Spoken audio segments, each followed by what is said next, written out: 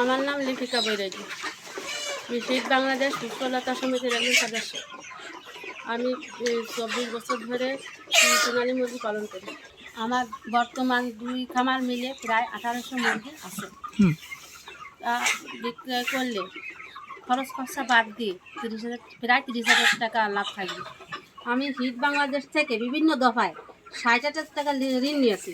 এছাড়া শহীদ বাংলাদেশ আমাকে কীভাবে মুরগি পালন করতে হয়, কীভাবে খাবার খাওয়াতে হয়, কীভাবে ভ্যাকসিন দিতে হয় তা শিখিয়েছে।